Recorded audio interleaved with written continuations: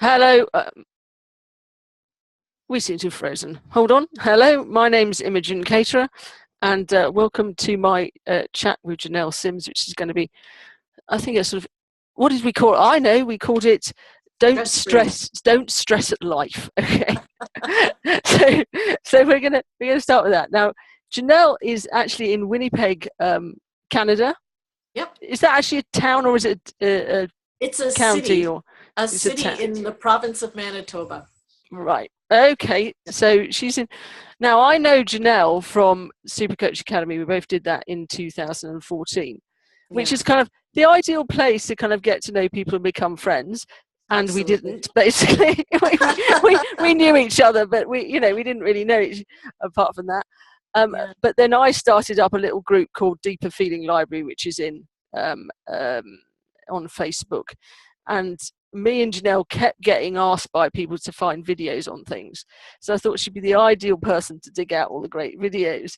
So I invited her to do that, and then started talking to her more, invited her to speak to New Hope Meetup Group, which is the sort of predecessor of which, whether it's an email list or a Facebook group, you heard of this in. She's, I mean, I'm going to let her speak for herself, really. One of the things she does, though, is help people who are suffering from homelessness, and often along that kind of classic mental health problems. She can tell you some great stories about that. So that's coming up, I should hope. But we are not scripted, okay? So we haven't worked out what our agenda is in advance. Jonelle, is there anything else you'd like to add at that stage before I give you sort of a lead in, as it were? Yeah, I don't think so. Do you want me to just like give a little bit of my background or? Yeah, do. Yeah, sure. So as Imogen mentioned, we met up through the Super Coach Academy, and there were 70 of us there. So you got to know some and didn't get to know some others that well, but we still keep on bumping into each other through all sorts of Facebook groups and conferences and meetings. So we're getting an opportunity to get to know some a little better than we originally had a chance to. And I ended up going to Super Coach Academy because I had been affected by the three principles understanding a couple of years before, and was just interested in continuing to explore in that direction because it had been so helpful for me that it was really an area where I wanted to continue my career. And my background is in corporate training and organizational development and curriculum development, and a lot of that area is all about learning best practices done by other people, and then creating systems and processes and procedures and steps that people are supposed to follow, so that they can do the same as those successful people. And what I found with the principles, which was good because it was so helpful for me, but bad for my desire to continue doing corporate training because it didn't make any sense anymore.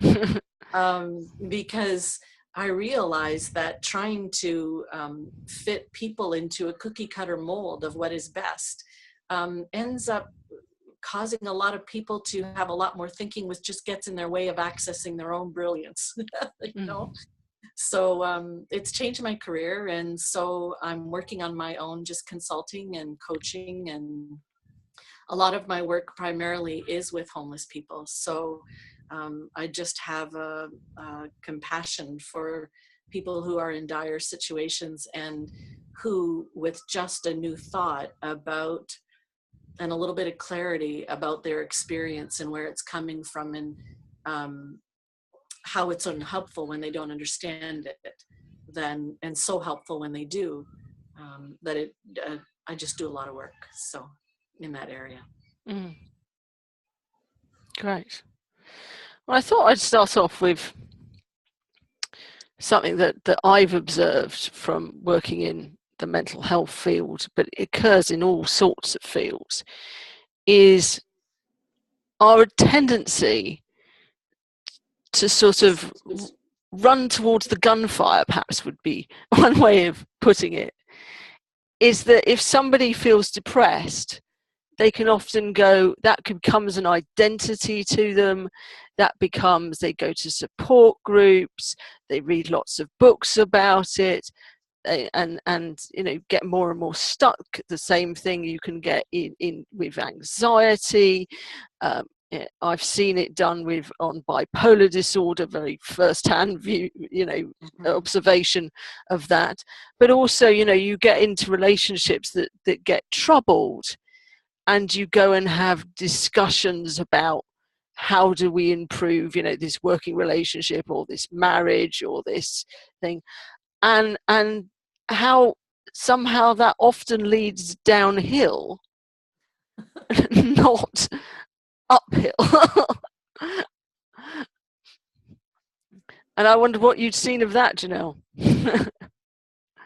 Yeah, well, kind of one of the things that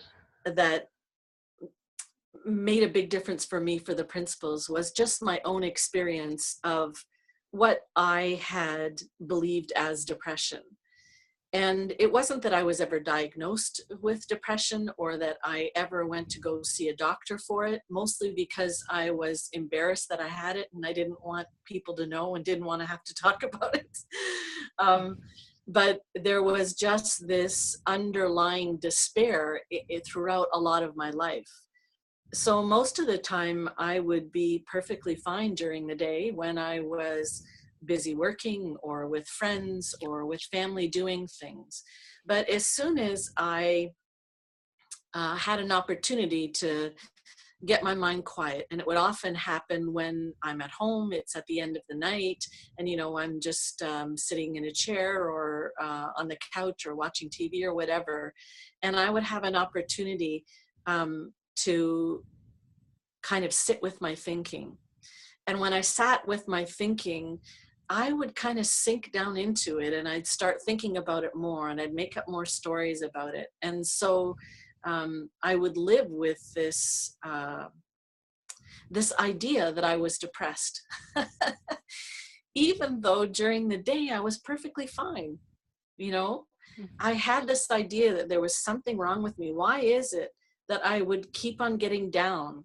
And I couldn't figure out what it was. I thought I attributed it to all these things that I wasn't, achieving enough, or I wasn't doing enough, or I should be doing other things, or I procrastinate too much. So I had all these problems, and I was focusing on what I believed are these problems, and because I couldn't overcome them, no matter how many self-help books I read or self-help programs I took, I really believe that all that stuff was what was causing my depression. And that if I could just change who I was and what I did and became better than what I was, then that depression would go away. And then when I came across the principles, I realized, oh my God, it's every single thought I've ever had was just nothing more than a thought. And I took that thought as real, and I believed it, and it became my reality. And as soon as you believe it's real, then you look for all the proof that proves that it's true, and you dismiss everything that says it's untrue, And so because of that, you tend to obsess on it, and you make it more real. And so then you behave out of it. And that's just kind of what the beauty of the principles has done for me is I heard something in it. I had an insight that all of a sudden I realized, oh, there's nothing wrong with me. I'm perfectly fine, Mm-hmm. And that I am still going to continue to get thoughts appear in my head that are going to be thoughts that I don't like about myself. But I don't have to pay attention to it. It doesn't mean anything. It's just one of an infinite number of thoughts that appear in my head 24/7 with no more significance than any other thought that comes into my head. So it's kind of like when you were talking about how we get into this stuff and it just keeps on getting worse and worse instead of going down, down, down. The more we focus on it, which we think is to help solve it, the more it gets worse, because we keep making it more real and more real and more unconquerable and more unconquerable because we're doing all these things to try to conquer it, you know?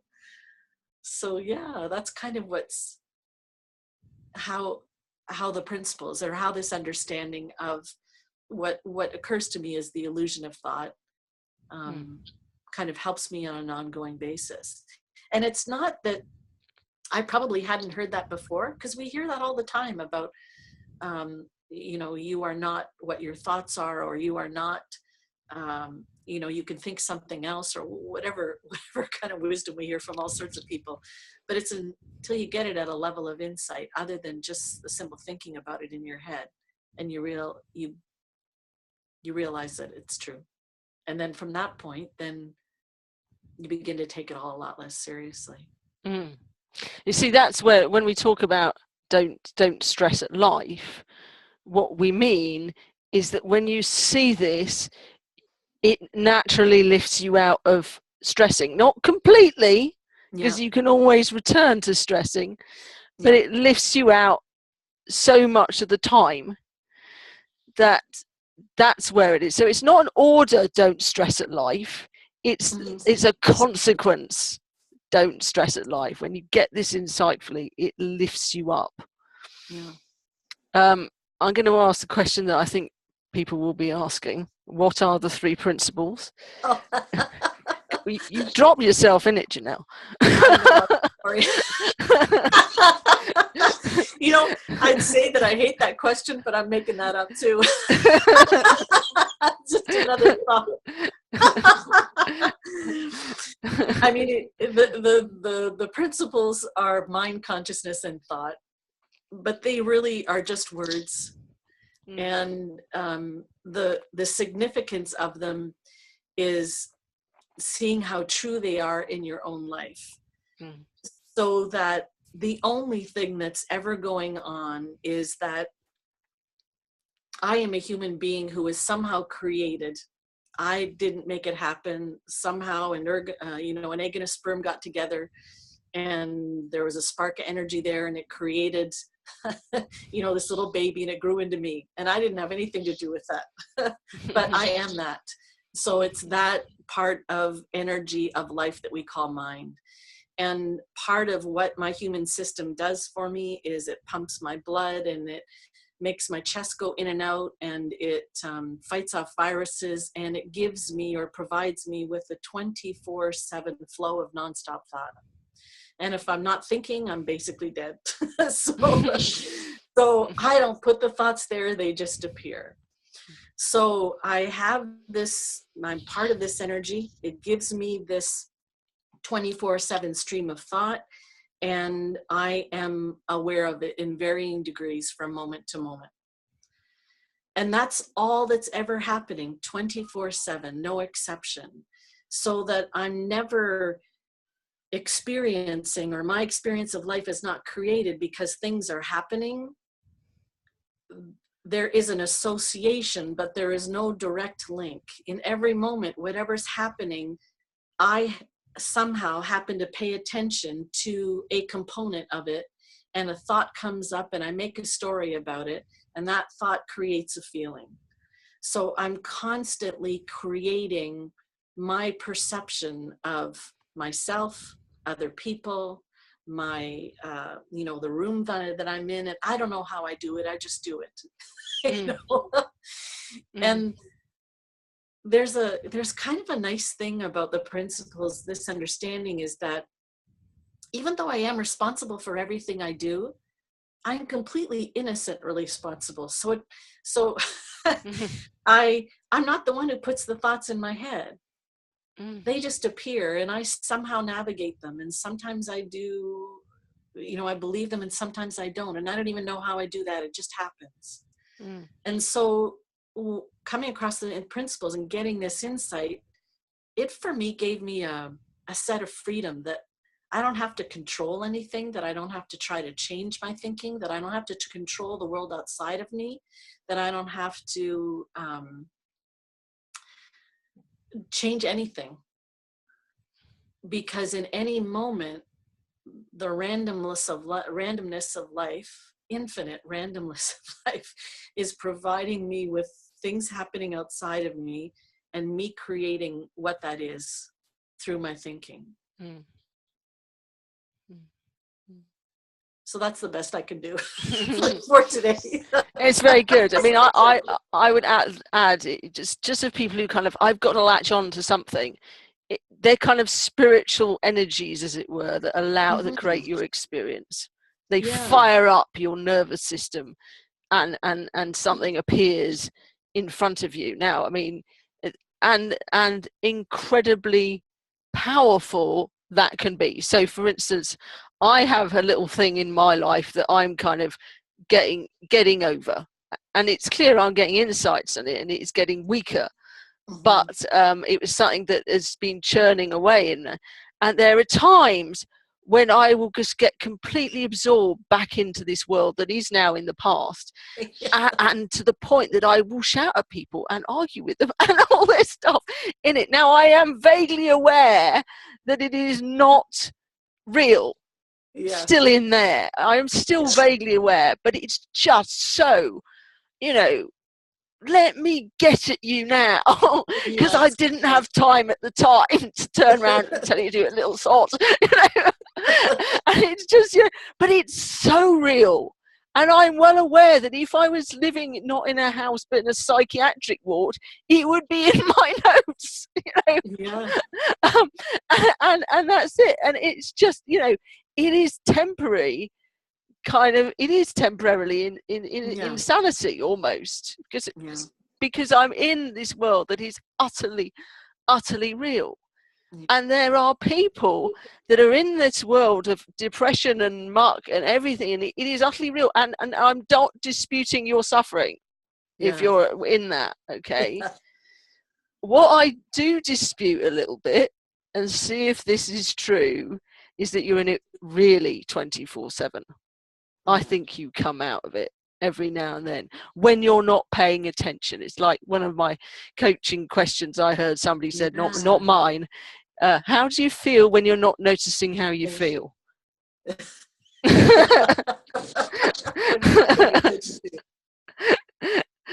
there are people who just, the depression comes whenever they go, am I depressed? Yeah. That's the kind of the interesting thing about my own depression, is that it felt like there was this constant underlying despair, but there wasn't. It's almost like I couldn't see, or it's like I completely minimalized every time I was feeling fine, and completely made every time I was feeling bad significant and meaningful, and that it pointed to something that I was, or something that needed to be changed. I just wasn't paying any attention to everything that was fine. No attention to it. I gave no significance to it. I thought, oh, well, everybody's, like that, but I'm this other thing, So it's such a tricky thing about thought, and it's so convincing that you can be stuck in, your thinking is going up and down all the time, but you just don't see it. You only notice and pay attention to and give significance to whatever is, your particular craziness. And for me, it was that yucky feeling that I got about myself and all the things that I thought I should be doing better. And I never gave any significance to, like, none. Absolutely no significance to anything that I did good, or it was just, well, I just do that, Yeah. It's what one person observed. This is Michael Neal observed. The death question: how am I doing? You see, there is no answer to that. It is utterly dependent on your mood, whether you think you are doing well, or whether you think you are doing absolutely abysmally, okay? Therefore, don't ask it, because it bears no relation to the outside world. Because in one moment, there's so many times where, my circumstances of my home, like today, I didn't have much of a different day today than I did yesterday. I got up, I ate brushed my teeth, got dressed, and the routine of my day isn't that different from day to day. But I can be terribly depressed one day and focusing on everything that's wrong, that I believe is wrong, that I've made up is wrong. And then the next day I can be perfectly fine. Nothing's changed. All the same problems exist, but I have an entirely different perspective. One day I can't get out of it. I can't fix it. I'm never going to be better. And the next day I'll go, well, what was I thinking? Like, that's not a big problem. I'll get over it, or I won't get over it. No big deal. Who cares?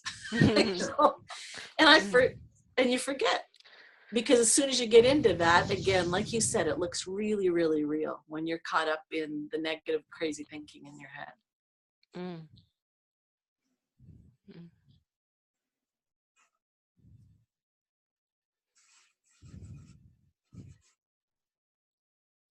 And I think that's what happens to us, when you talk about living a stress-free life, is it's a bit that we're kind of misleading people by saying that you can live a stress-free life. It's true in one way, but not true in another. What's not true about it is that life is never going to stop putting negative thoughts in my head and giving me perceptions of experiences as negative. So that's not going to go away. I'm continually going to have an up and down experience of life. And things are going to happen in my life that everyone is going to look at and think that that is a bad thing. So people are going to die. People are going to get sick. Good and, what we consider good or bad things are going to happen to me in my life in the future. That's not going to go away. And how I feel about those perceived good and bad things is also going to be up and down in every moment. So it's not that, Sid Banks says life is a contact sport. And that's very true. That's kind of what I'm pointing to. Life is a contact sport. But with an awareness that I, in every moment, am somehow, or my system is somehow innocently creating an experience for me of what that is, and that I don't need to change it to feel better. And that the less I pay attention to it, or it's not even that I have to not pay attention to it, just be okay and realize that it's a temporary experience. Realize that it is just my perception of that in that moment, and it's going to change tomorrow to something else, or it's going to change 5 minutes later to something else. And that I'm the one who's making up the reality of what that is and giving it the significance and the meaning that it has. It gives me a certain amount of freedom and an okayness with having any type of experience. I'm not afraid of it anymore. It doesn't mean anything about who I am. It doesn't. Bill Pettit was at the One Solution conference in Cape Town, which was about the 3 principles that I just went to. And a beautiful line that he said is, when anyone has any problem, maybe they're diagnosed with something specific, it is not in any way who they are, it is simply where they are. And where they are is always temporary and always changing. And yet underneath, we're always perfectly fine, no matter what craziness is going on around us or inside our heads. So that's kind of what I'm, I guess, pointing to, and I don't know if it makes sense about the contact sport life. Part of life is never going to go away, but being able to understand where that experience is coming from and how it's created from within me every moment and how I'm thinking, then I know I don't have to change the world. I don't have to change anything. I just have to notice that it's me creating it and me feeling it And it's okay to feel crappy and yucky sometimes. There's nothing wrong with it. It still means nothing about me. Then it gives you a certain amount of freedom to just kind of relax. And when you relax, you're a little bit less stressed out, and you're more resilient. So it doesn't matter what comes.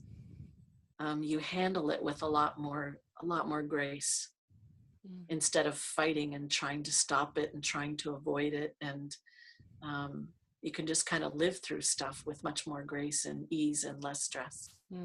Yeah.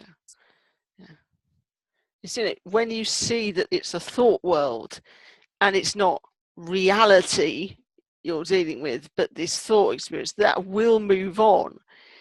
It gets easier. So a lot of the problem comes from us fighting what's there. So I have a friend, Amir, who surname unpronounceable, begins with K.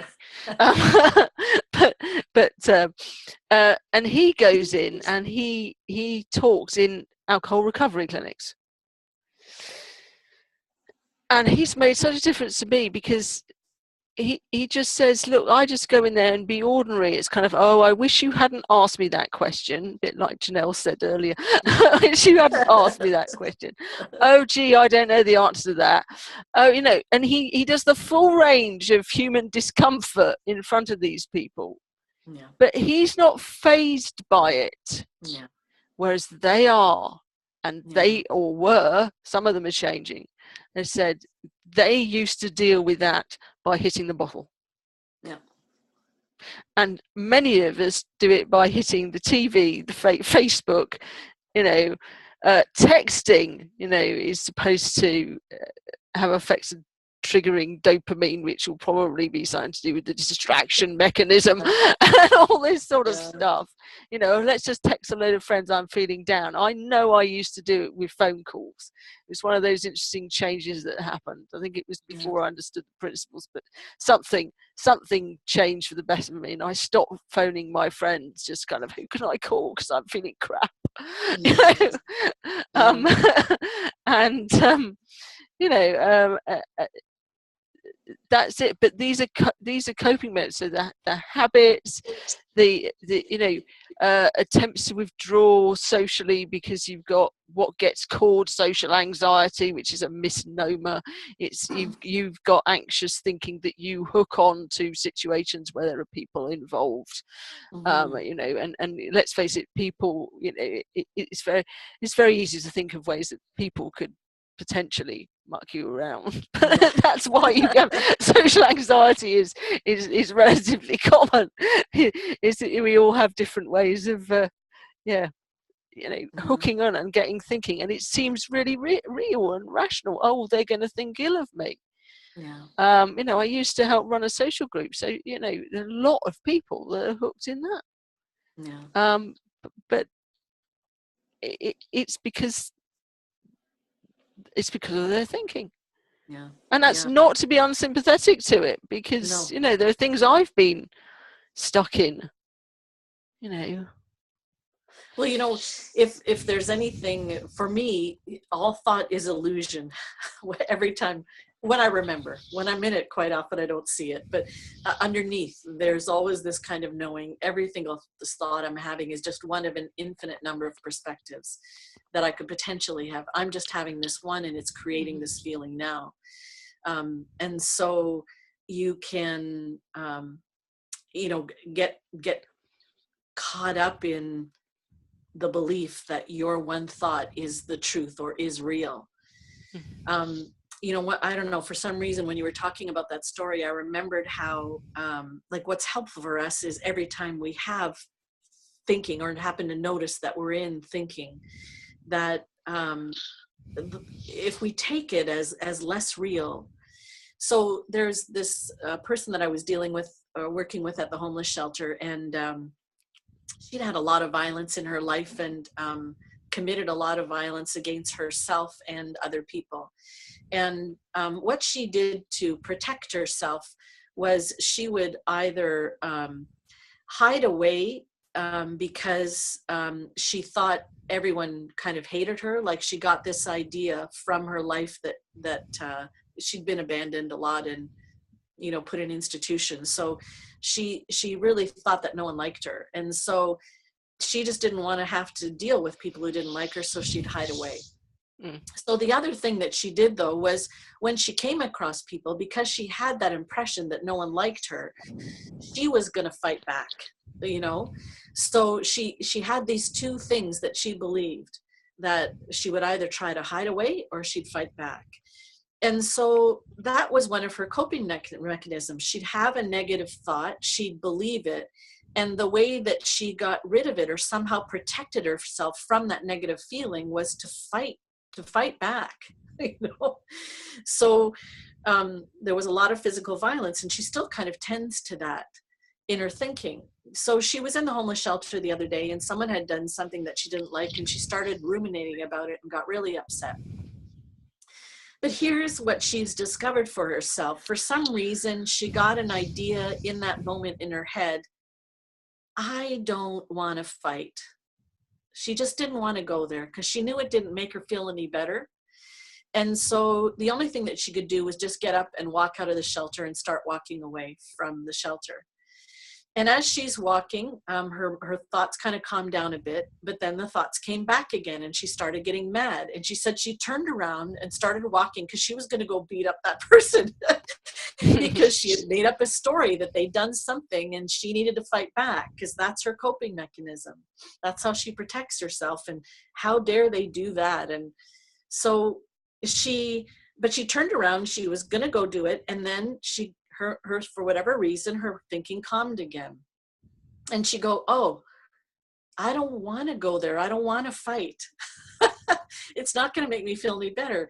So she turned around and started walking. And she said it happened about 2 or 3 times where she literally was walking along, got caught up in it again, wanted to turn around and go back and beat that person up. But then for some reason, her common sense came. So to me, what I saw was that even though she doesn't know the principles, she's already begun to see her for herself, the illusionary nature of her thinking. So she's already been getting insights. Oh, if I go do that, I don't have to pay attention to my thinking. I don't have to listen to that thought that I should go beat up that person and that this person is this way and that is wrong and I need to do something to protect myself or go and beat them up. She's somehow getting additional thoughts that are getting her clarity, and she's realizing, oh, I don't have to do that. I don't have to pay attention to that. And in fact, when I do that, it just makes me feel worse. So why would I want to go there? What difference does it make? You know? So that's where it is an example of this illusory nature of thinking. She's really getting caught up in something, believing it's true. And when she's in it, like you said, it feels real. Oh my God, you want to get back at them. You want to do whatever that she wants to do.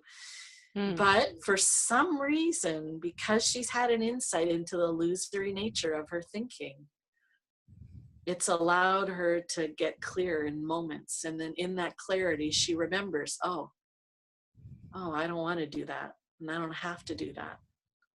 So she's seeing through that. She's seeing through the illusory nature of what her thinking is telling her.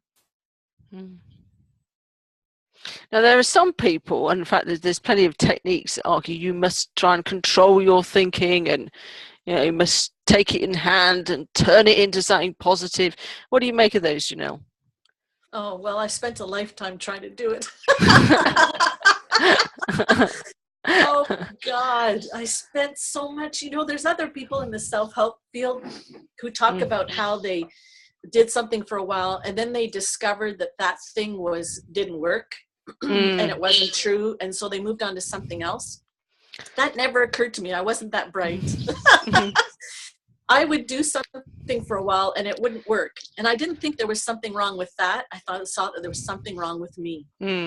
So then when I went on to the next thing, so then I left behind me 200 books and 200 programs that weren't wrong, but were in my head just proved how messed up I was because when I did them, they didn't work.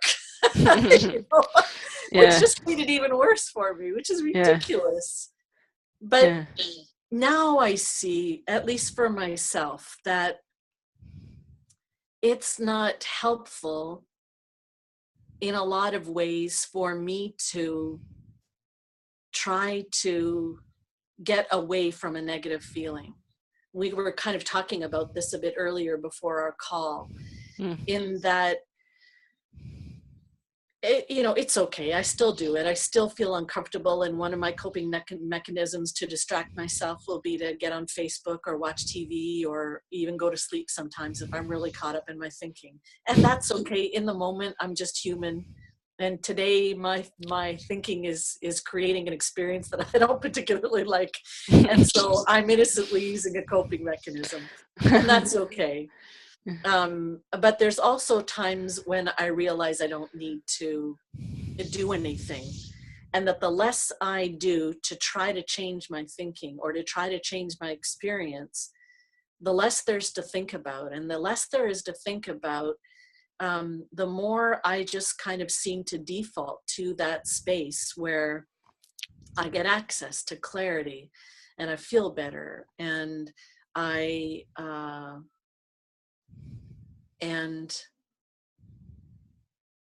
you just have clarity and wisdom. Here's the interesting thing. That's another interesting thing that kind of Garrett Kramer has been pointing to lately, is that you can do all those techniques, and sometimes I guarantee that no matter what technique you do, sometimes it will help you and sometimes it won't. And it's got nothing to do with the technique. It's just simply your state of mind in the moment, period.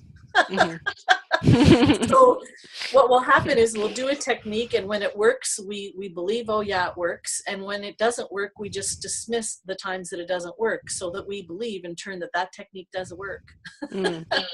But what's happening underneath is that our thinking is just going up and down. There is this up and down flow of state of mind when you're in a better state of mind and a worse state of mind. And it's random and arbitrary, and I've got no control over it. It just happens. And the only thing that is kind of helpful, or at least to me, that I still believe, is that after having this insight, the less I get caught up in my thinking, and the more I somehow keep remembering that it's not real, and that it's got nothing to do with me, and it's just a temporary state of mind, in that freedom, it seems to let it go. And whether that actually really happens or not, or whether all that's ever really happening is it's just going up and down, I don't know. I could even be making up that. And some of this is, things go up and down. I remember during some of my stage of beginning to understand this, I was kind of, it's illusionary. So it was kind of my way of coping with that, my mistaken way of coping with it, was to try and work harder and investigate further what the underlying truth was. It's not that. It's just when you get more aware of your thinking, and the fact your thinking is creating the world, you get these breakthroughs to clarity where it becomes clear what the next step is, and that's the time to take that next step. And you can't force clarity, but it generally occurs more often as your understanding increases. Yeah. And how do you get to that understanding? Well, you can't. It just happens, or it doesn't. But there's something to being open to, allowing yourself to see it. And how you do that, I can't tell anybody. One of the things that happened for me, that I have made up a story that I believe is true, that helped me see the principles, was after 25 or 30 years of trying to do self-help, to try to be something other than what I was, I just gave up. Like, I just finally got fed up with myself, and got fed up and really saw that I was broken and I could not be fixed. Like, I just saw, look, Jonelle, you have read hundreds of books and you have taken tons of programs, and you are still as bad, if not worse, than you were before. And all these things that you wanted to change about yourself, maybe you've made little, improvements here and there, but you're still the person that had all these problems 25 years ago. And so once I realized that I just, so, and so it's not even something that I realized. I just gave up. I gave up. And I said to myself, and it wasn't intentional. It just happened because I just got fed up. I got tired of myself. And I said, that's it, Jonelle, you're just messed up. There's nothing you're going to do about it. You're just going to have to live with it. You've already lived with your messed upness for your entire life. You can just continue doing it now, you know? Mm-hmm. And I think there was something in that is because that happened, I wasn't looking anymore. I wasn't adding any more thinking. I wasn't trying to make a change. I was just somehow accepting myself as I was, even though I had decided it wasn't good. But at least I had accepted it, that I wasn't going to change it. And okay, this is going to be the human being I am for the rest of my life. And I think in that I just dropped a lot of thinking and a lot of desire to be something other than what I was. And that for me allowed me to have the opportunity to see something new. And, you know, they say that when the student is ready, the teacher will appear. Well, finally, 50, whatever years old, and I come across the principals right at the time when I just decided I was going to give up, you know. And my story's, you know, somewhat like that, not exactly that. And we're not going to give you a formula. We're just going to tell you stories. I mean, this is one thing that people find, generally get frustrated thinking about it, because they're told by you know, technique after technique, oh, just come and we'll fix you. And they go, and that's what they're expecting when they came to, you know, my meetup group, New Hope. I expect to be able to fix. Well, look, the reason why we can't sit there and guarantee a fix on you tonight is because it's true. Because inside you are healthy, you have wisdom, and it's going to grab hold of this stuff at one point if you hang around it long enough, and then it potentially changes your life. Absolutely. These are, you know, and I would put on videos, and this was probably a mistake of mine, that were all the dramatic ones about people making massive recoveries, and people couldn't realize it, and they wanted to know how it could be done, and they couldn't see how it could be done. And of course they had a lot of thinking often about how crap and broken they were, so they could never possibly have an experience like that. Not true, because every one of those people in those videos were ordinary schmucks, you know, like everyone else. You know, that was it. So, you know, for me, what happened with me is that I, convinced I was broken, took on this EFT based coach. EFT is a sort of tapping technique which you tap various bits of your body to try and shift things, based on acupuncture. And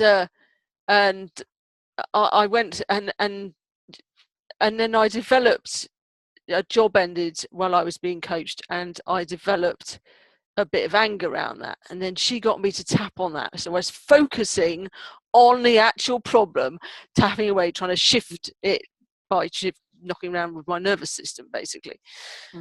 And I got more and more and more angry, and I was screaming in the night with anger. It was horrible and appalling. And, you know, every now and then, and I think it could be often, I'd calm down and then think I must work hard on the EFT. The coaching had finished, but she was kind of adamant that EFT was in, and I was still in a circle. And so I would tap, tap, tap, tap, tap, and then start screaming sometimes.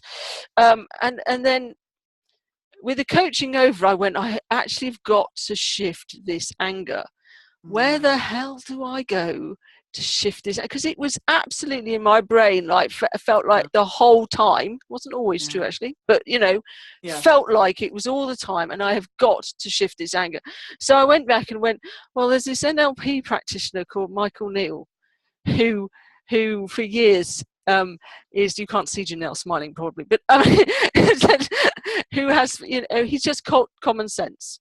I'll just go to the man. I think he talks basic common sense, not all this stuff I learned with the coach. And I went around, and I was a bit of a snob, so I went to the more senior recordings, and it was clear he was into something else, but I needed a name for it in some senses, because it sounded like something else I'd done for years, and it just didn't work either. And it was something else. I heard 3 principles, and I went, I'm going to go to Hay House Radio, which is his every week. And you have people who kind of, oh, my relationship isn't working, my job is, I hate my job, all that sort of stuff. And, some of them very close to what I'd been through, and some of them very far away. And so it would, well, not very far away, but, normal experience of life. And he was coaching them from this basis. And I might have listened to like 26 hours of it. But it was fun. It was all fun. Yeah. Loved his radio show. And then took the recording once into the bath where I normally relax. And I think I improved. It was evidence that I improved, that I got out the bubble bath and got out the lighted candles and relaxed in the bath. Michael, I don't know what he was saying, and suddenly this energy just went straight through me, and it's kind of released, and my tears went down, my anger went down the plug hole. And it was just, I feel absolutely energized. And to be able to sort of do good, as it were. Sometimes when you're walking past, you think, I should pick up that bit of litter, and you just don't have the energy. But on other days, you have the energy to pick up the litter. It was one of those, except, few more watts, several more watts. It was really, and I could also see that my world was created from the inside out. Oh, that's so cool. Really amazing. And that lasted like 3 days. And then to be honest, I started overthinking, because I was a really acute overthinker, and I have, serious old psych diagnosis on me, because I overthought myself straight into a nervous breakdown. Very obviously overthought my own nerves. So I took up my overthinking, and much of it seemed to go away. But I knew, I knew that there was something really powerful there, that I got in touch with something, and therefore was willing to keep going, even when my thinking was blocking it from me. Because one of the things that doesn't help is being very intellectually inclined, and I am. So well, what makes it funny about this is, and it's something you can't explain until someone experiences it for themselves. So you can point to it and try to explain how you think you experienced it and how it happened, but it happens different for every person, and it's not on a schedule, or they don't intend to do it, and then it happens. So because it's got nothing to do with the intellect. And that's what you were kind of pointing to, where you're saying, you can try to study this and study this and study this and study this and figure out, but you won't get the answer from there, because it's not an intellectual understanding. People don't get the 3 principles or get this understanding because they can define mind, consciousness, and thought, or because they can tell a story that someone else has had, or they can explain anything about it. Where the benefit comes from is going from, oh yeah, it's all thought, to, oh my freaking God, holy crap, my entire life is made of made up thought. So they both sound like made up thought, but one is an experience of knowing something in a feeling level rather than knowing something in my head. And one example that I'll use every once in a while is when I learned to ride a bike. So at some point, I was on the bike and I was wobbling all over, and I'd keep on falling down, and I probably had initially had to have training wheels on the bike so that the bike wouldn't fall over. And at some point during my getting on and off that bike, there was 1 second where I was falling and wobbly, and then there was 1 second, then all of a sudden I got balance. Balance made sense to me, but it didn't make sense in my head. I wasn't going, I'm a gyroscope, you lean too far one way, lean the other. I wasn't going, it wasn't intellectual. It's just all of a sudden I got balance. And now every time I get on a bike, I don't generally fall off because I get balance. As soon as I get on the bike, balance, I already know what it is, and I don't know how I know it. I don't even know what it is. It just happens. It makes sense to me when I get on a bike that I'm not going to fall off. you know. So that's what this understanding, that's how people get this understanding. So you can do like you do with a bicycle. You can kind of keep reading books or kind of looking at people who are talking about the three principles, and you can gently look in that direction or fervently look in that direction. But you'll get, when the three principles are helpful, is when you go from all of a sudden seeing something instead of intellectually, you instinctually feel it and know it in some deeper place in you. Mm. Mm.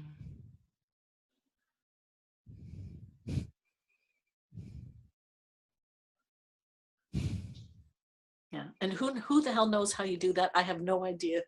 No, no. You know, I made up the story that I happened to me because for some reason I gave up on trying to change myself. And that could be true, it might not be. It's just my story. You got it because you think that, you know, you were just happened to be in a relaxed state of mind, and for whatever reason being open, and all of a sudden you heard something that you hadn't heard before, even though he had been explaining it on all 30 hours that you had listened to, or 20 hours or whatever it was. He was pointing to the exact same thing every time, exactly the same thing. But for some reason on that day, in that moment, you heard it. Yeah. You heard something. Yeah. And wisdom can get through even your most intense thinking, going round and round and round and round. It can still get through it. Yeah. And one thing that I found really powerful is to start recognizing how much of a role wisdom plays in our lives. And I've only got a small glimpse of it, and how much stuff that sort of comes in from the unknown that, you know, we no matter how hard we could have worked, we wouldn't have got there for our own intellectual things, so we can relax and see it. So for instance, I'm now doing a higher accountancy qualification called CIMA.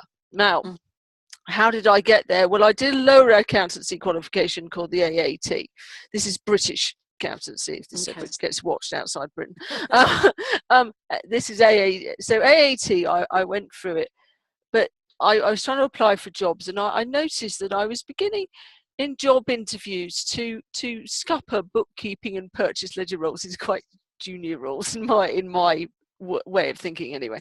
I said, and by saying in the middle of it how much I really loved management accounting. CIMA is a management accounting qualification.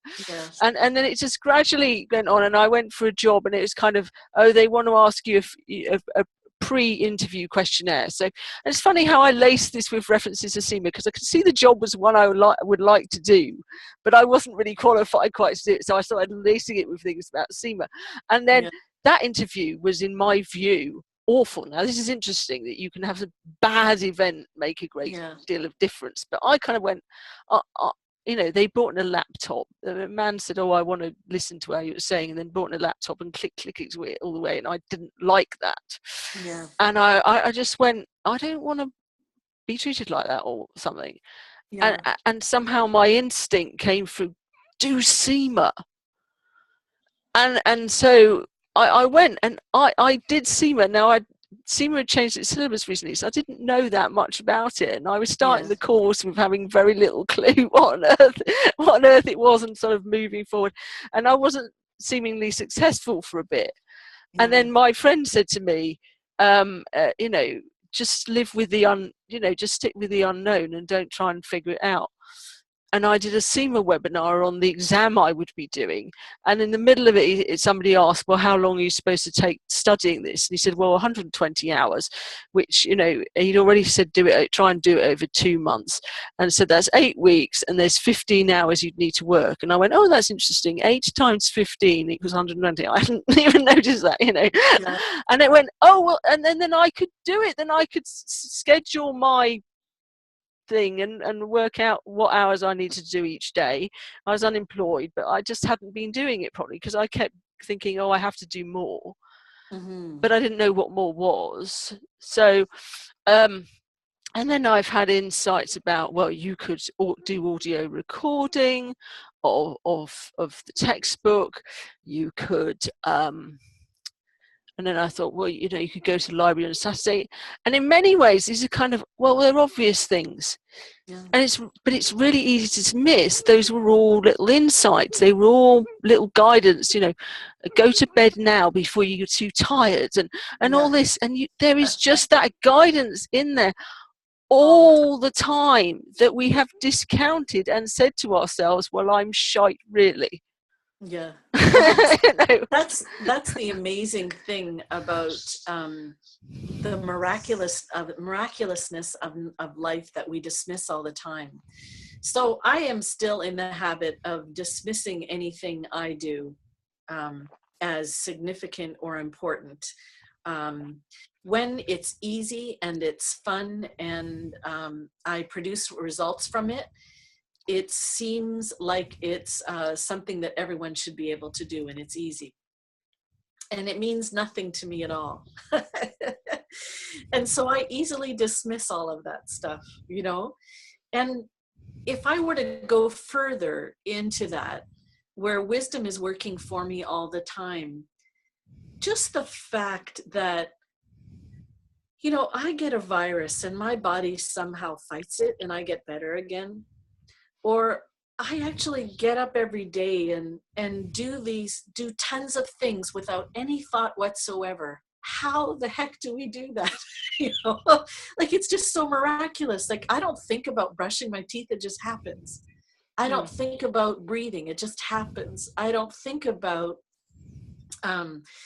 you know, how to make my breakfast. It just happens. There's some way that I know to reach up and grab a bowl out of the cupboard and cut up a banana. And so wisdom is constantly working, and common sense is constantly working for me all the time.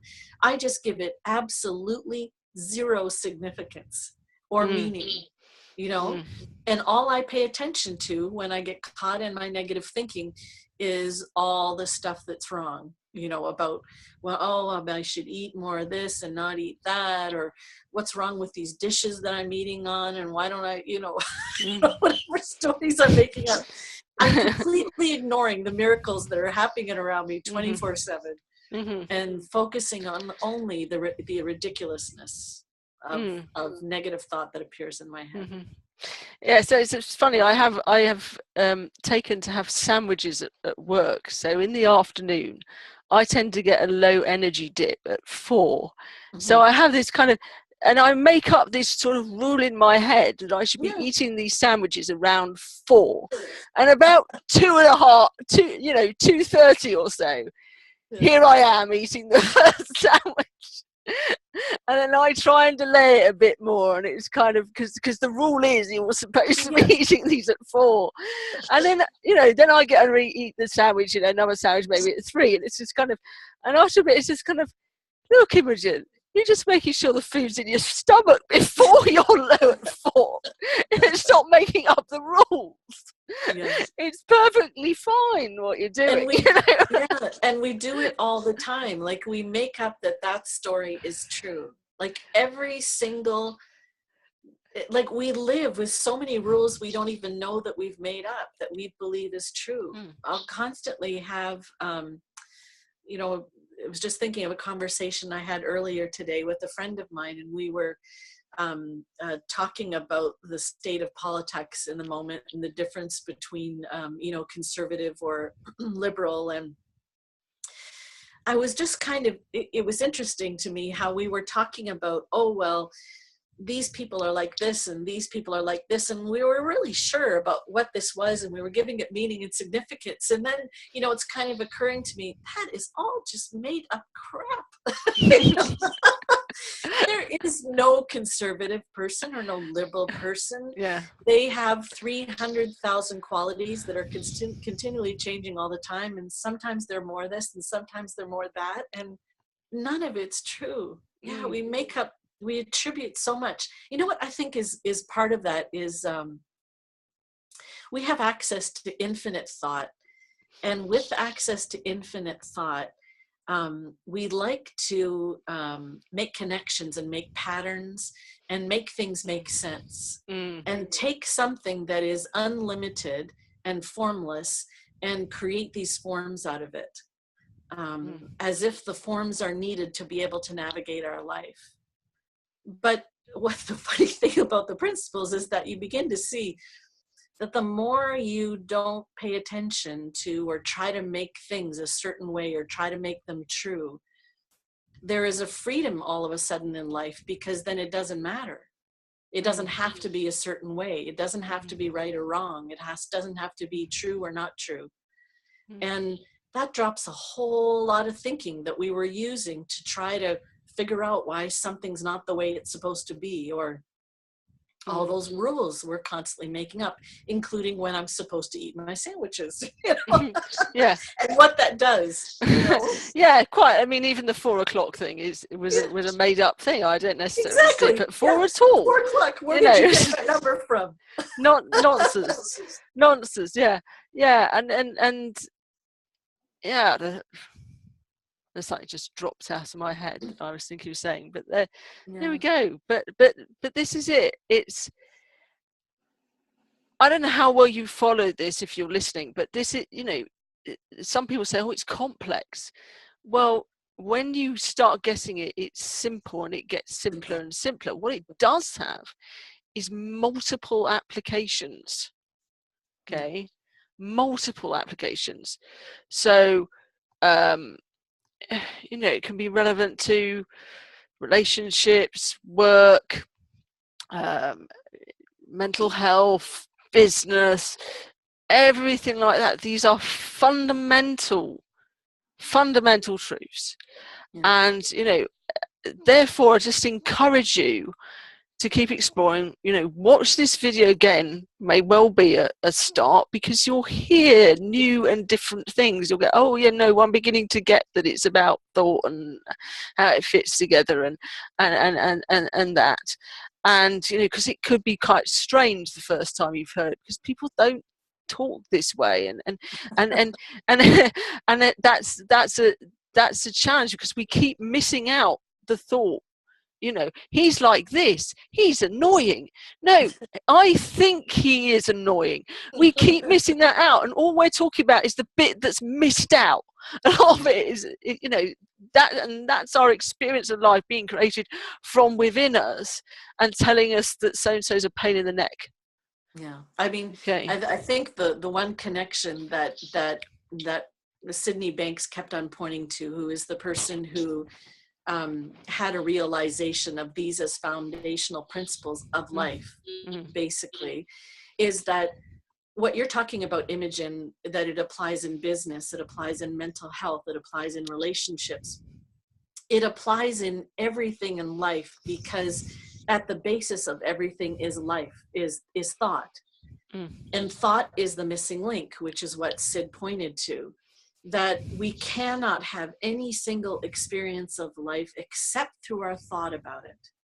And if in any moment we get an insight about the illusory nature of our thought, and that every experience is being created, the experience that we're having is being created through our belief, our innocent belief in our thinking in every moment, then that's kind of the foundation to look towards. And the more we begin to see and realize and get insight into the fact that we are creating our experience through thinking, the more we get to, the more that it applies to everything. Because nothing can happen unless I have a thought about it.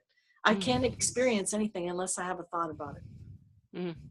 So it all comes through thinking about it. And the more I'm aware of how my thinking works, that it's constantly flowing up and down, that I'm going to feel crappy at some times and feel great at other times. And there's no rhyme or reason for it. It just happens. And it's got nothing to do with me. And I'm not broken, and no one else is broken, and that we can't possibly be broken.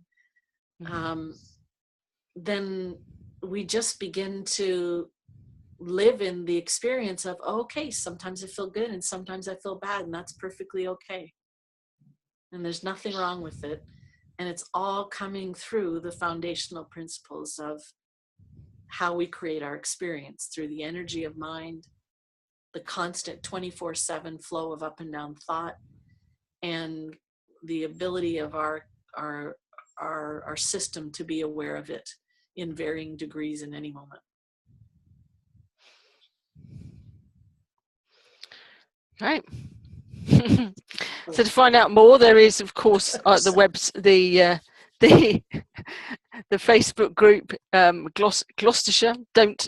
Don't sweat at life. Sorry, no, don't stress at life. Sorry. It's partly based on the book Don't Sweat the Small Stuff. Okay, but it's got that's trademarked, so I have to change it. so Don't Stress at Life is the Facebook group. We're going to post this actually in the Facebook group, and I'm going to post it on YouTube for those on our email list. If you're on the email list, the best way to do it is if you've got any questions, just email them back to me, because you'd have got an email. If you comment below the video, I might not check it, I suppose, or if you write it months later, I won't check it probably. But if you're on the email list, do send me an email. If you've got any queries, or we'll see questions posted in the Facebook group. So apart from that, there's a couple of websites that you might want to have a look at. www.3principlesmovies.com is there, and it's got loads of videos in there. It's got some research if you want that sort of stuff, but loads of videos. And if you scroll down the page, this is as it's set up now. Scroll down the page, there's lots of subjects. Now I suggest you pick one that you're interested in, and then pick one you have no interest in. Try sport in my case, and pick just watch some of those videos, because sometimes you hear this easier with examples that are not directly relevant to your life. Yeah, that's a good point. And sometimes you hear them spot on. It depends. Hay House Radio, actually, I should mention as well. Hay House Radio, Michael Neal's show.